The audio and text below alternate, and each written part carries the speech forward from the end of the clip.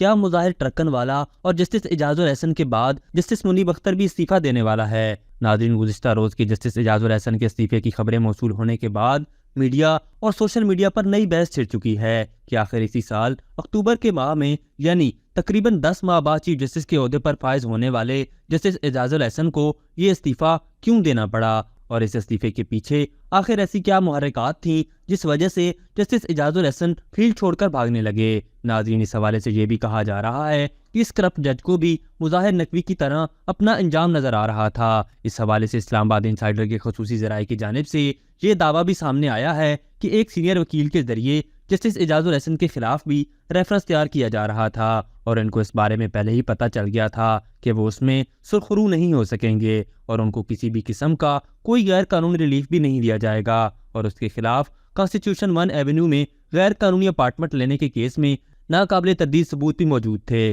جس میں ہونے والے کڑے حساب سے ڈر کر اس کرپٹ جج نے استعفیٰ دے دیا تاکہ احتساب کا سامنا ہی نہ کرنا پڑے، کیونکہ اب بندیالی ٹولہ بھی عدالتی سیٹ اپ سے نکل چکا ہے اور اب صاف اور شفاف تحقیقات کی جا رہی ہیں، اور ان تمام ججز کے خلاف بھی کارروائی کی جا رہی ہے جو پاکستان تحریک انصاف کے ممبر کے طور پر کام کر رہے تھے اور ججز کے روز میں سیاسی کارکنوں جیسا بہیو کر رہے تھے۔ ناظرین، جیسا کہ اس سے قبل اسلام آباد انسائیڈر آپ کو جسٹس مظاہر علی نقوی کے استعفے کی وجوہات پر اور ان پر الزامات کی تفصیلات بتا چکا ہے کہ ان پر الزامات تھے کہ انہوں نے کرپشن، رشوت وصولی اور اختیارات کا ناجائز استعمال کرتے ہوئے ایک بہت بڑے پراپرٹی ٹائکون زاہد رفیق اور ان کے خاندان کو فیور کیا ہے، اور ان پر یہ بھی الزام ہے کہ انہوں نے زاہد رفیق سے ہی پیسے لے کر اپنی بیٹی کو باہر پڑھنے بھیجا، اور حتیٰ کہ اپنے بیٹوں کے ریل اسٹیٹ کے کاروبار کے لیے بھی انہوں نے زاہد رفیق سے ہی مدد لی۔ اس کے علاوہ زاہد رفیق نے جسٹس مظاہر علی نقوی کے متعدد پراپرٹی ڈیلز میں بھی فیسیلیٹیٹ کیا ہے، اور ایک شاندار گھر بھی ان کو سستے داموں لے کر دیا ہے، جس کے ثبوت بھی